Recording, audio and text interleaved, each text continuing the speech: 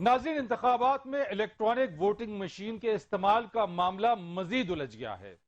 आज सेनेट की कामा कमेटी बराए पार्लिमानी उमूर का जो इजलास हुआ, गर्मा गर्मी हुई और इलेक्शन कमीशन हुक्काम भी उससे वॉकआउट कर गए। ना सिर्फ वो बल्कि हुकूमती जो हुक्काम थे, हुकूमती बेंचेस के लोग, वो भी वॉकआउट किए और शिबली फराज का कहना था उन्हें बोलने का मौका नहीं दिया गया। लेकिन यहां पर जो इल्जामात आयद किए गए हैं, इलेक्शन कमीशन एक आईनी इदारा है और वजीर रेलवे आजम स्वाति की जानिब से जो इल्जामात आयद किए गए, जिस तरह की जुबान इस्तेमाल की गई, उस पर इस वक्त काफी शोर शराबा है। इलेक्शन कमीशन ने पैसे पकड़े हुए, यह पहली बात की आजम स्वाति ने। इलेक्शन कमीशन हमेशा धांधली करता रहा है, यह कहना था आजम स्वाति का। इलेक्शन कमीशन मुल्क की जमहूरियत को तबाह करने का बाइस है, यह भी आजम स्वाति ने कहा।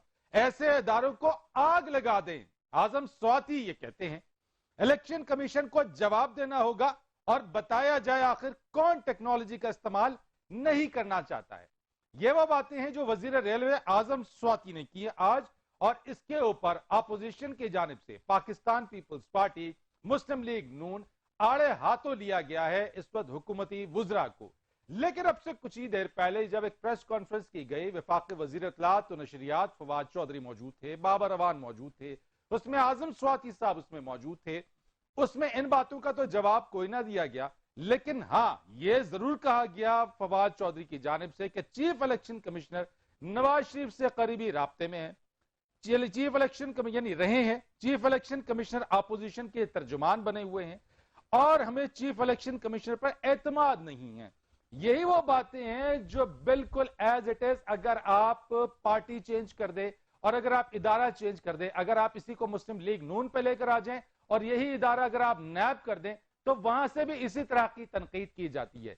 इदारों के ऊपर तनकीद और आईनी इदारों के ऊपर तनकीद, क्या हम मिलकर, सब मिलकर आईनी इदारों को इस तरह की तनकीद करके आखिर किस जानिब ये सियासी जमातें ले जाना चाहती हैं? और हुकूमत इलेक्ट्रॉनिक वोटिंग मशीन के हवाले से अगर ये इकदाम कर रही है, तो क्या इससे मुस्तकबिल में आइंदा आने वाले दिनों में धांधली का जो मामला है वो खत्म हो जाएगा? इस सारी सूरत हाल के ऊपर आज हम बात करेंगे।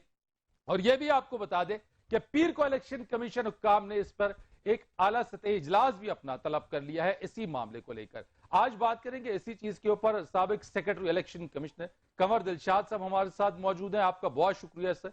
हमारे साथ मौजूद है सीनियर सहाफी तज्जियाकार नासिर बेग चुगताई साहब, बहुत शुक्रिया आपका। और सीनियर सहाफी तज्जियाकार मुर्तजा सुलंगी साहब हमारे साथ मौजूद हैं, बहुत शुक्रिया आपका। हम बात करेंगे कंवर दिलशाद साहब आपसे, जो इल्जामात लगाए गए हैं, क्या हो रहा है ये सब कुछ? देखा जी, असूली तौर पर तो एक वफाकी हुकूमत है और वफाकी हुकूमत ने कभी भी इलेक्शन कमीशन पर क्रिटिसाइज नहीं किया, तनकीद नहीं की, हमेशा रवायत चली आ रही है। लेकिन बताइएगा कि जो इदारों के ऊपर खासतौर पर इलेक्शन कमीशन पे जिस तरह के संगीन इल्जामात लगाए गए आजम स्वाति की जानिब से, ये क्या सब कुछ है? यानी कि क्या ये इल्जामात लगाने से हुकूमत किस तरह का दबाव डालना चाहती है? अच्छा, ये इल्जामात तो बाजारी नौयत के हैं और आजम स्वाति अपने नाकारा रेलवे इंजन लेकर पूरे के पूरे एक आइन इदारे पे घुस गए। उन्होंने उसको डिमोलिश करने की कोशिश की है और मेरा ख्याल है दिलशाद साहब बताएंगे आपको कि एक आइनी इदारे की इस तरह तौहीन करना किस आइन के किस क्लॉज के तहत एक अहमकाना बात है, बल्कि तौहीन बनती है। आजम स्वाति के बारे में ज़्यादा नहीं कहूँगा। जमीयत उलमा इस्लाम में थे, अमेरिका से आए, कई इल्ज़ामात थे, लेकिन जो सबसे बड़ा इल्ज़ाम था वो ये था कि उन्होंने खाना बदोश बच्चों को मारा पीटा, उनके घर पर हमलावर हुए, उनको गने दिखाई और उन पर असलहा तान लिया और उनको अपने इलाके से बदर करने की कोशिश की। तो ये बच गए, वहाँ ये केस पूरा नहीं हो सका। आईजी की शिकायत की इन्होंने, आईजी को वहाँ से दरबदर कर दिया गया। सुप्रीम कोर्ट ने आईजी से कहा कि आप वापस आके बैठ के काम करें, लेकिन आईजी ने हाथ जोड़ लिए। उसने कहा नहीं, मैं जी यहाँ काम नहीं करूंगा, और वो चला गया। लेकिन एनबीसी ये तो एक आईनी इदारा है, खाना बदोश तो नहीं है इलेक्शन कमीशन। और फवाद चौधरी साहब भी कहते हैं, और फवाद चौधरी साहब भी कहते हैं कि हमें तो एतमाद ही नहीं रहा है। देखिए, जब ये बच्चे ही, हाँ मैं वहीं आता हूँ, जब वो बच्चों से ही कर सकते हैं तो फिर कोई उनके जहन में बड़ा नहीं है। फजल रहमान के साथ भी उन्होंने ये किया और लोगों के साथ भी ये किया, लेकिन ये आईनी इदारा है, इसको छेड़ना। फवाद चौधरी साहब तो आजकल बड़े अटैक पे जा रहे हैं। आप एंकर्स के साथ वो जो रवैया अख्तियार किया हुआ है, आप लोगों को उस पर रिएक्ट करना चाहिए। ये सूरत हाल जो है बड़ी ख़तरनाक है। अगर आपको एतमाद नहीं है तो जाइए, आप जो आईनी तरीका है रेफरेंस का वो पेश कर दीजिए आप सुप्रीम कोर्ट में, वो पेश कर लें और उसको जल्दी फटाफट 2 दिन में 3 दिन में उसका फैसला ले लें आप। क्योंकि चीफ इलेक्शन कमिश्नर को मेरा ख्याल हटाने का वाहिद तरीका वही है जो किसी जज को हटाने का है। ठीक, ये कोई पुलिस वाला नहीं है, ये कोई आईजी नहीं है, ये कोई मिनिस्टर नहीं है, ये कोई मावन खुसूसी नहीं है, ये कोई वजीर इत्तलात या वजीर दाखिला नहीं है। ये इंतखाब कराता है और इसी ने इंतखाब कराए। माजी में जो कुछ हुआ हमें पता है, किसने कराया हमें पता है, जिन लोगों ने कराया उनके साथ आप भी शामिल थे, मुशर्रफ साहब के साथ वजीर थे उनके, ये शामिल थे, फिर और लोगों ने कराया, वो भी सब पता है। आज जो कुछ हो रहा है वो इसलिए हो रहा है कि इलेक्शन कमीशन अपना एक अलग तशख्खुस, अपना आज़ादी जाहिर करने की कोशिश कर रहा है। मैं ये नहीं कह रहा कि जाहिर कर दिए, वरना अगर जाहिर करना होती तो फैसल वाडवा का फैसला आ चुका होता, FATF का उसका फंड फंडिंग केस का फैसला आ चुका होता। कई फैसले रुके में इलेक्शन कमीशन के पास। मुतालबा तो लोगों का ये होना चाहिए कि इन फैसलों का ऐलान करें कि फैसल वाडवा कहाँ खड़े हैं और फंड फंडिंग केस का क्या हुआ। इनके फैसले आने चाहिए और ये इलेक्शन कमीशन की जिम्मेदारी है कि इन फैसलों का ऐलान करें अब। और अब चूंकि उनको आग लगाने की बात हो गई है कि सितारे को आग लगा दें, तो इलेक्शन कमीशन भी अपनी कश्तियां जला दे, अपनी कश्तियां जला के इन फैसलों का ऐलान कर दे। कोई दबाव भाव है तो उसको भी भूल जाए। राइट, यही वो बात की है। आज स्वाति साहब ये बात करें, वैसे इलेक्शन कमीशन को जवाब देना होगा और इलेक्शन कमीशन देखें कि मंडे को क्या जवाब देते हैं। मुर्तजा असलंगी साहब, ये मुझे जरा बताइएगा, नैब के ऊपर चाहे वो नून लीग अपोजिशन की जमातें हों, इसी तरीके की हर्जा सराई आज हुकूमती वुज़रा की जानिब से इलेक्शन कमीशन के ऊपर इस तरह के संगीन इल्जामात, यानी कि जिसको अगर इदारा पसंद ना हो तो वो आग लगा दे। देखिए, नैब और इलेक्शन कमीशन का मवाजना सेब और नारंगियों का मवाजना है। नैब एक परवेज मुशर्रफ के ऑर्डिनेंस के तहत बनी थी जिसको बाद में तहफ़्फ़ुज़ दिया गया। नैब एक आईनी इदारा नहीं है। ये दुरुस्त है कि जो नैब का कानून है उसके तहत उसके चेयरमैन की जो तैनाती है वो कायदे हिज़्ब इख्तिलाफ और कायदे ऐवान कौमी असम्बली में करते हैं। लेकिन इलेक्शन कमीशन एक सही मानों में आईनी इदारा है और नैब का जो किरदार है वो सुप्रीम कोर्ट की और हाई कोर्ट्स की मुतअद्दिद जजमेंट्स हैं जिसमें उनका जो किरदार है जो एक तरह से जानिबदाराना है और वो हिज़्ब इख्तिलाफ को टारगेट कर रही है 2018 से खास तौर पर। ये चीज साबित हो चुकी है आईनी अदालती फैसलों में।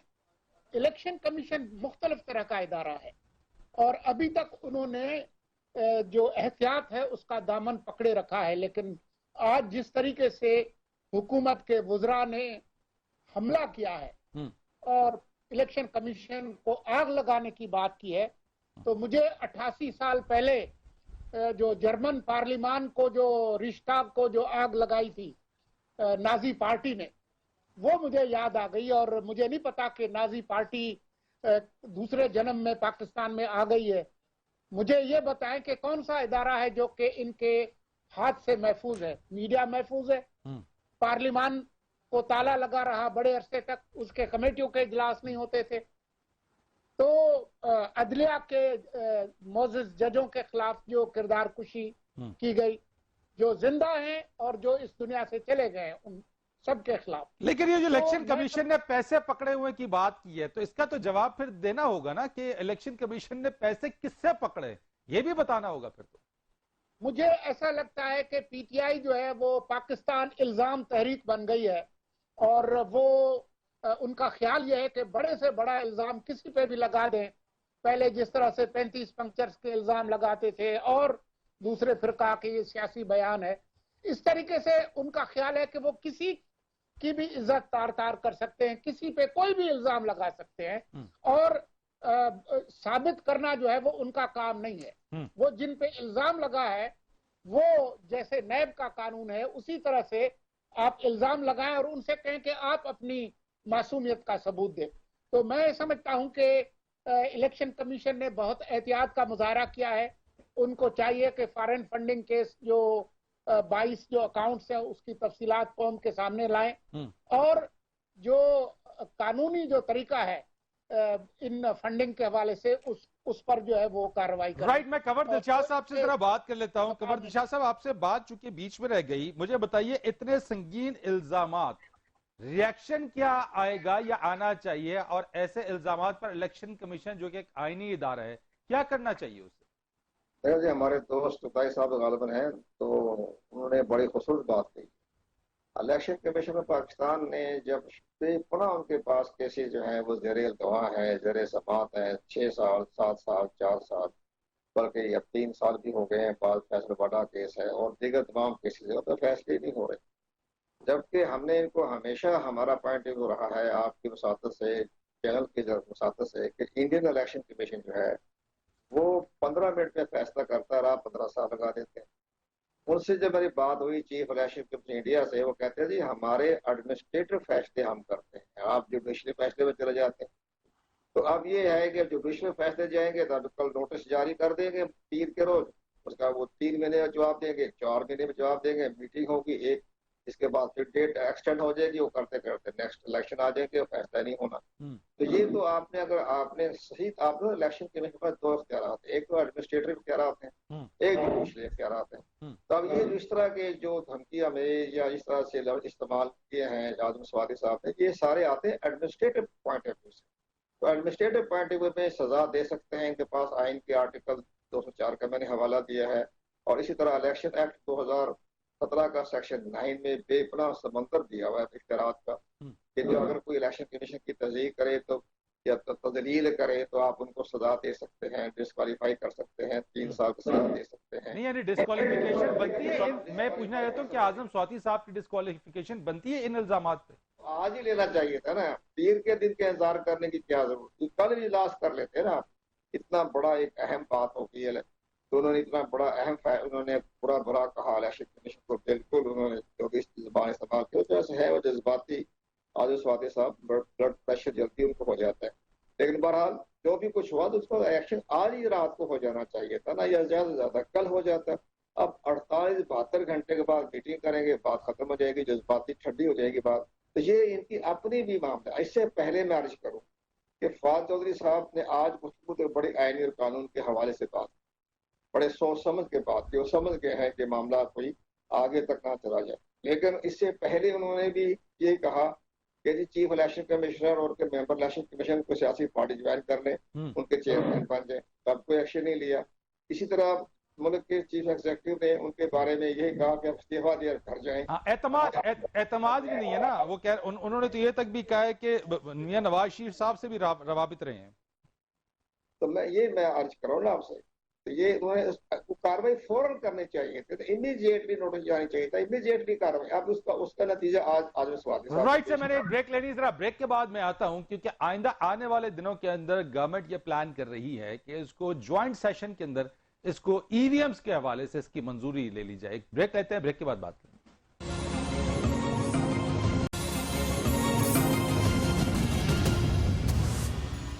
एक बार फिर आपको प्रोग्राम में खुश आमदीद कहते हैं। एनबीसी ये मुझे बताइएगा कि अब ऐसी सूरत हाल के अंदर अगर आइंदा आने वाले दिनों में हुकूमत ने तो इंदिया दे दिया है कि जो मुश्तरका पार्लियामेंट का सेशन बुलाया जाएगा उसमें इस ईवीएम्स के हवाले से कानून साजी है जो भी अप्रूवल होगी। अब मुझे बताइए कि क्या तमाम एतराजात जो अभी तक हैं और जो 37 एतराजात हैं, उन एतराजात की मौजूदगी में ईवीएम्स को ले आना या उन पर इंतखाबात कराना किस हद तक काबिल कबूल होगा और उसकी शफाफियत क्या होगी? पहले मैं दिलशाद साहब की बात में एक इजाफा कर दूं कि जितने क्लॉज उन्होंने बताई हैं वो बहुत इंपॉर्टेंट क्लॉजेज हैं और उन पर इलेक्शन कमीशन को अमल करना चाहिए, अमल करना पड़ेगा, अदरवाइज उसके ऊपर और एतमाद कम हो जाएगा जो ऑलरेडी फॉरेन फंडिंग केस और फैसल वर्किंग मामलात में है। तीसरी बात ये भी, मुझे वकील का मैसेज आया है, क्रिमिनल मैंने उससे बात की थी तो उन्होंने मुझे जवाब दिया है कि ये क्रिमिनल प्रोसीजर एक्ट में जा सकता है। ये साजिश मुजरिमाना, आग लगाने की और आग लगाने की धमकी, इसके तहत भी मामला रजिस्टर हो सकता है और ये क्रिमिनल कोर्ट में जा सकता है मामला। तो पहले भी जा चुका है। खैर, आजम स्वाति साहब बरी भी होते रहे, बरी क्या, मामला खत्म होता रहा है उनका। लेकिन ये कि मुझे लगता है ये कि हुकूमत बहुत घबराई हुई है 2-3 इश्यूज के ऊपर। एक तो महंगाई है और गुर्बत है, एक बेरोजगारी है, और ये 2 मसाइल अब सामने आ गए। ईवीएम हर कीमत पर ये मंजूर कराना चाहते हैं ताकि अगला इंतखाब भी जीत सके। क्योंकि अब देखिए नहीं, लेकिन एनबीसी ईवीएम की लाने पे तो उनका मकसद, और वो कहते हैं कि जो करप्शन है या इस तरह की चीजें हैं वो तो इससे खत्म हो जाएंगी टेक्नोलॉजी के इस्तेमाल से। कौन कहता है भाई? कितने मुल्कों में ईवीएम है? 9 मुल्कों में टोटल, 18 में थी, 9 ने कम कर दी। पूछे दिलशाद साहब से। हिंदुस्तान में शुरू में जब हुआ है ये, तो पंचायत सिस्टम से आया, पंचायत से डिस्ट्रिक्ट पे आया, डिस्ट्रिक्ट से स्टेट पे आया, 22 साल लगे पहुंचने में मरकजी इंतखाबात तक। ये बच्चों का खेल नहीं है ईवीएम। और ईवीएम पर बहुत ज्यादा, अच्छा मसला क्या है, लोग कहते हैं कि इनकी नीयत सही नहीं है। मैं नहीं कहता, लोग कहते हैं कि इनकी नीयत सही नहीं है। तो जब नीयत सही नहीं है तो ईवीएम भी सही नहीं होगा अल्टीमेटली। अगर उसका आप पहला तस्वीर देखें, मग शॉट ईवीएम की, तो वहां आपको नजर आ जाएगा कि पहला वोट बैठ का है। पहला इंतखाबी निशान जो आपको नजर आ रहा है तस्वीर में, वो बैठ का या हाथी का है। हाथी किसका है वो पता है आपको, और बिल्ला किसका है वो पता है आपको। तो वहां भी नजर आती है नीयत क्या है। तीसरी बात मैं ये अर्ज कर रहा था कि मीडिया अथॉरिटी बिल पर ये बहुत ज्यादा परेशान है, बहुत ज्यादा ये डरे हुए हैं, क्योंकि कहीं से उनको हिमायत नहीं मिल रही। सिर्फ एक ग्रुप है सेठों का, जो सेठों ने बनाया था लाहौर में, पीएफयूजे का, जो खामोश है, जो नहीं बोला। बाकी सब एक्टिव है। जब बार एक्टिव है, जब वकील एक्टिव है, एनजीओ एक्टिव है, सोशल वेलफेयर एक्टिव है, अवाम की तरफ से एक बहुत जबरदस्त रिएक्शन जा रहा है, सहाफी बाहर निकल रहे हैं, तो बाकी क्या बचता है भाई? आप कौन हो यार? आप जियोलॉग तो नहीं हो ना। आप जियोलॉग की बाकियात हो सकते हो, आप जियोलॉग नहीं हो। और जियोलॉग भी फिर मायूस हो गया था, नाकाम हो गया था पाबंदियां लगा लगा के। आप अयूब खान भी नहीं हो, प्रेजेंट पब्लिकेशन ऑर्डिनेंस वाले। राइट। आप ऊपर से उतर के नहीं आए हो भाई। तीसरी बात मैं अर्ज कर रहा था कि जो क्रिमिनल एक्ट है वो उसको देखना चाहिए। और मैं बार बार कहूंगा कि इलेक्शन कमीशन को अब मौका परिस्थिति से काम नहीं लेना चाहिए। अब फैसले दे दे। बहुत हो गया फैसलाबाद का केस, बहुत इधर से उधर हो गया, राइट सर। बहुत हो गया फाउंड फंडिंग केस। हम आजिज आ चुके, मना कर दें कि जी धांधली नहीं हुई। यानी डिसीजन लेना होगा, कोई एक पार्ट पे किसी जगह पे आना होगा। इलेक्शन कमीशन को आप कहते हैं कि क्लियर कट स्टांस लेना होगा। सुलंगी साहब, मैं आपकी तरफ आता हूं सर, लेकिन इससे पहले मैं जरा कंवर दिलशाद साहब से एक सवाल कर लूं, देन मैं आपका स्टांस लूंगा इसके ऊपर। कंवर दिलशाद साहब, पार्लियामेंट में आ जाता है, ये अमेंडमेंट हो जाती है, मुझे बताइएगा कि क्या अगर ये अमेंडमेंट हो जाती है, क्या इसको चैलेंज किया जा सकता है इस ईवीएम को मुस्तकबल में? फिर इलेक्शन कमीशन पाकिस्तान आज की कार्रवाई के बाद, जैसे हमारे दोस्तों ने भी अच्छा तबसरा किया है, तो आज की कार्रवाई के बाद अब इलेक्शन कमीशन पाकिस्तान को अपनी आईनी और कानूनी जिम्मेदारियों को अदा करना चाहिए। बाकी जहां तक हुकूमत अपने मकसद में कामयाब हो चुकी है, इलेक्शन कमीशन जो है अब बहुत के फैसले ने बहुत देर कर दिए। अभी तक तमाम 7 साल से, 6 साल से, 4 साल से, 3 साल से जेर सबात है। अब वो मुकदमा सामने नहीं आए। अब उनके ऊपर ये फैसला करेंगे तो गवर्नमेंट कहेगी कि जनाब हमारे साथ उन्होंने एक मुतस्सब फैसला किया है, क्योंकि हमने इनके बारे में ये जुमले अदा किए थे और उसके रिएक्शन में इन्होंने हमारे खिलाफ फैसले थे। तो वो मामला खत्म हो गया। उन्होंने देर कर दी। हमारे दोस्त ठीक फरमा रहे हैं कि इतना अरसा नहीं लगाना चाहिए था, लेकिन बहरहाल हुकूमत उसमें कामयाब हो गई। अब तक बाकी रह गया इलेक्ट्रॉनिक वोटिंग मशीन। इस पर हुकूमत की संजीदगी नहीं है। ये सिर्फ ट्रक के पीछे, बत्ती के पीछे जो मुहावरा है वो आवाम को, मीडिया को, सियासतदानों को लगाया हुआ है। यानी सर इसका मतलब हम ये समझे कि गवर्नमेंट इस वक्त कामयाब हो गई इलेक्शन कमीशन को कंट्रोवर्शियल करने में। हुकूमत अपने मकसद में कामयाब, जो पुराने केस इतने बड़े बड़े जो कर रहे हैं। और आप ये भी समझते हैं कि इलेक्शन कमीशन दबाव में भी आ गया? वो मुतस्सब का फैसला। गवर्नमेंट ये कहेगी कि जनाब ये फैसला हमारे खिलाफ इसलिए आ गया कि हमने ये इनके बारे में जुमला अदा किया था, इनका रिएक्शन में हमें हमारे बारे में ये फैसला आ गया, ठीक। तो वो अपने मकसद में कामयाब हो गए। अरे देर कर दी भाई, देर किस बात की करनी चाहिए थी? 7 साल केस लगाया जाता, 7 साल तो केस नहीं लगते थे, 6 साल लगते हैं, 7 साल लगते हैं। ये फैसले फौरन हो जाने चाहिए थे 2-3 साल के अंदर अंदर, लेकिन बहरहाल मकसद गवर्नमेंट कामयाब हो। अब आ गया electronic voting machine. Electronic voting machine के बारे में हुकूमत इतनी ज्यादा संजीदा नहीं है, महज ये एक सियासी तौर पर ट्रक के पीछे बत्ती लगाई हुई है। लेकिन ये मसला ये हो जाएगा, ये आएगा सेनेट में, कामयाब होते हैं तो इसके बाद ज्वाइंट सेशन में आ जाएगा। ज्वाइंट सेशन में कामयाबी हो जाएगी, गवर्नमेंट की मेजॉरिटी है। जब कामयाबी हो जाएगी तो वो एक्ट है, हमारे दोस्त भी सुन रहे होंगे, देख रहे होंगे, वो एक्ट में है। जो एक्ट बनेगा उस पर जो हमारी अपोजिशन, अगर वो सिंसियर है, अगर वो संजीदा है, अगर वो कौम से संजीदा है, वक्त के साथ संजीदा है, तो फिर उस इलेक्शन कमीशन पाकिस्तान नहीं, फिर हमारी अपोजिशन के जो है वो सुप्रीम कोर्ट ऑफ पाकिस्तान में इसको चैलेंज करने के मिजाज हैं कि जनाब ज्वाइंट सेशन में अपनी मेजॉरिटी दी है, ये आवाम की हमायत नहीं, अपोजिशन की हमायत नहीं, स्टेक होल्डर की हमायत नहीं, इसलिए वो सुप्रीम कोर्ट ऑफ पाकिस्तान। ठीक है, यानी इलेक्शन कमीशन नहीं चैलेंज कर सकता, बल्कि अपोजिशन की जमातें अगर चाहें तो वो चैलेंज कर सकती है। क्या ये सिस्टम इलेक्शन कमीशन जब इस पर एग्री नहीं हो रहा और इलेक्शन कमीशन इस पर अपने इस पर एतमाद नहीं किया, इस पर डिस्कार्ड कर दिया, उस पर मुस्तरद कर दिया, तो फिर सुप्रीम कोर्ट ऑफ पाकिस्तान उस इलेक्शन एक्ट जो तरमीम करेंगे उसको वो अपना खत्म कर सकती है, करदम करार दे सकती है, वो उनके इख्तियारात में है सुप्रीम कोर्ट ऑफ पाकिस्तान के पास। लेकिन इलेक्शन कमीशन तो सुप्रीम कोर्ट में जाने का मजाज नहीं है, लेकिन वो जाए, अपोजिशन जो है वो सुप्रीम कोर्ट ऑफ पाकिस्तान में जाए, या कोई सुप्रीम कोर्ट बार एसोसिएशन चली जाए, या हमारी पाकिस्तान बार काउंसिल में लोग चले जाए, या हमारी कोई सिविल सोसाइटी की सुप्रीम कोर्ट में चले जाए। जनाब ये राइट। मैं मुर्तज़ा असलंगी साहब, जो बात इस वक्त कंवर शाह साहब ने की डिस्कशन, मैं आपसे पूछना चाहता हूं, तमाम जमातें जितनी भी है वो सब इंतखाबी इस्लाहात के हक में, कोई नहीं चाहता कि इंतखाबी इस्लाहात ना हो, कहीं से तो शुरुआत होनी थी। अब जब शुरुआत हो गई है तो फिर इस पर इतना शोर शराबा क्यों है? देखिए, इन्होंने इलेक्ट्रॉनिक वोटिंग मशीन्स को तमाम अमराज का एक इलाज बना दिया है, जबकि दुनिया भर के तजुर्बात ये बताते हैं कि ऐसा नहीं है। इलेक्शंस में जो धांधली है वो इस मशीन से पहले भी होती है, मशीन के अंदर भी हो सकती है, मशीन के बाद भी हो सकती है। लेकिन सर वो कहते हैं कि जिस इदारे में करप्शन होती है उसमें टेक्नोलॉजी के इस्तेमाल से बेहतरी आ जाती है, तो टेक्नोलॉजी तो वो इस्तेमाल कर रहे हैं। एफबीआर में क्या हुआ? करप्शन जो है वो सिर्फ मशीन से दूर नहीं होती। जो हैकिंग है, अभी शौकत तरीन साहब ने जो इंकशाफ किया है कि हफ्ता भर जो है वो एफबीआर के जो कंप्यूटर सिस्टम्स थे वो भारतीय हैकर्स के कब्जे में थे।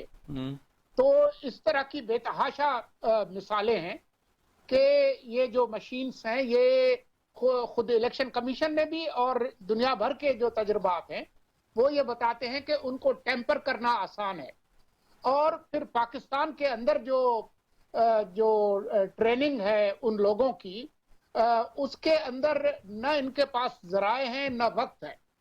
यही वजह है कि दुनिया भर में जहां भी चंद मुल्कों के अंदर ये निजाम आया है वो फौरी तौर पर नहीं आया। तो ये जो जिस तरीके से हवा के घोड़े पर सवार होके ये मशीन के पीछे चले हैं, इसका मतलब है कि इनके इरादे ठीक नहीं है। इलेक्शन का मतलब ही लोगों के एतमाद का इजहार है। अगर अक्सर जमातें उस पर एतमाद नहीं कर रही तो फिर इलेक्शन का मकसद ही फौत हो गया। तो इसलिए मैं समझता हूं कि ये जो इनकी कोशिश है वो एक और पेंडोरा बॉक्स खोलने के बराबर होगी। इस तरीके से अगर ये इलेक्शन करेंगे तो वो इलेक्शन नहीं होगा, वो कुछ और होगा। तो सर पार्लियामान ज्वाइंट सेशन के अंदर तो उसको पास अगर करा लेते, जैसे कंवर दिलशाद साहब ने कहा कि इलेक्शन कमीशन तो नहीं जा सकता अपील में कहीं पे भी, अपोजिशन की जमातें जाएं तो जाएं, एक दफा अगर वो एक्ट बन गया तो उस पर इंप्लीमेंटेशन तो होगा।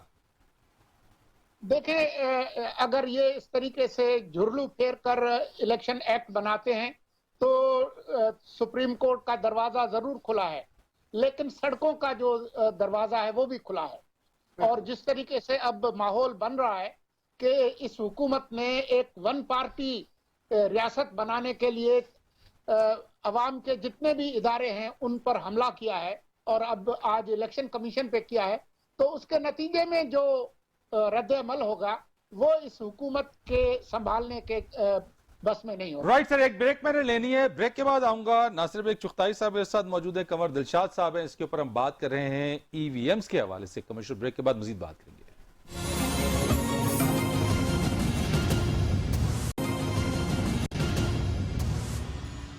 प्रोग्राम में आपको एक बार फिर खुश आमदीद कहेंगे। कंवर दिलशाद साहब, वेरी लास्ट आपसे कमेंट अगर चाहूं तो आगे इस मामले को आप कैसे देख रहे हैं? आगे चल के क्या होगा? गवर्नमेंट और इलेक्शन कमीशन के दरमियान मजीद महाजराई बढ़ता देख रहे हैं आप?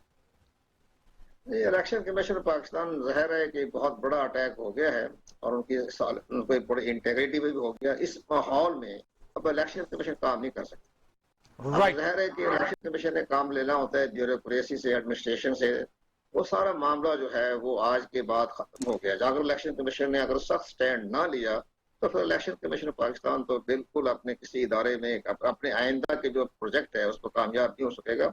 लेकिन बहरहाल इलेक्शन कमीशन अपने चीफ इलेक्शन कमिश्नर चूंकि बहुत बड़े ब्यूरोक्रेट रहे हैं, उन्होंने तमाम तजर्बे देखे हुए हैं, तो वो पीर के रोज बड़े अहम फैसला होना है। पीर के रोज उन्होंने 3 पॉइंट पर फैसला करेंगे। उसमें फैसला 2 तरीका हो सकता है।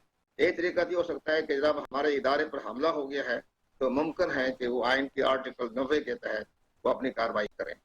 आइन का आर्टिकल 90 वही है जो सज्जाद अली शाह ने जब सुप्रीम कोर्ट ऑफ पाकिस्तान में इस्लामाबाद पर हमला किया गया था 26 नवंबर 97 को, तो उन्होंने आर्टिकल 90 के तहत उन्होंने खत। राइट सर, मैं एनबीसी आपकी तरफ आ जाता हूं। वेरी शॉर्ट कमेंट कर दीजिएगा। जिस तरह से कंवर दिलशाद साहब ने कहा, आज के बाद से तो यानी बहुत ज्यादा अंडर प्रेशर आ गया।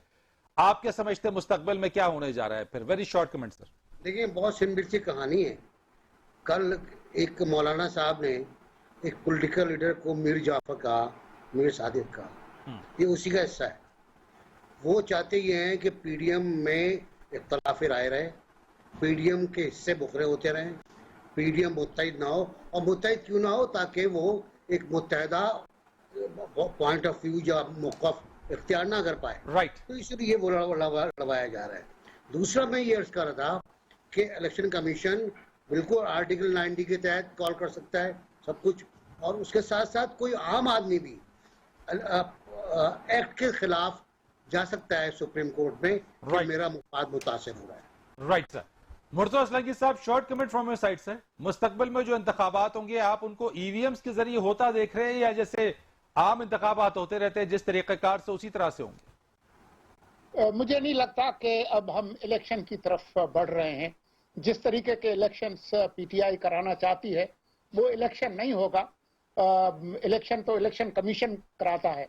इलेक्शन कमीशन पे इनका एतमाद नहीं है, उन पर उन्होंने हमला किया है। हिज़्ब इख्तिलाफ जो है वो इनके इस झुरलू को मानने से इनकारी है। तो मैं समझता हूँ कि ये मामला जो है वो जिस तरह से आज पीडीएम के इजलास में उन्होंने कोई 50 के करीब जलसों का ऐलान किया है, मुझे मुल्क जो है वो एक बहरान की तरफ जाता हुआ नजर आ रहा है। बहुत शुक्रिया आपका मुर्तज़ा असलंगी साहब, नासिर बेग चुगताई साहब आपका बहुत शुक्रिया, कंवर दिलशाद साहब आपका बहुत शुक्रिया। फरीद रईस को इजाजत दीजिएगा।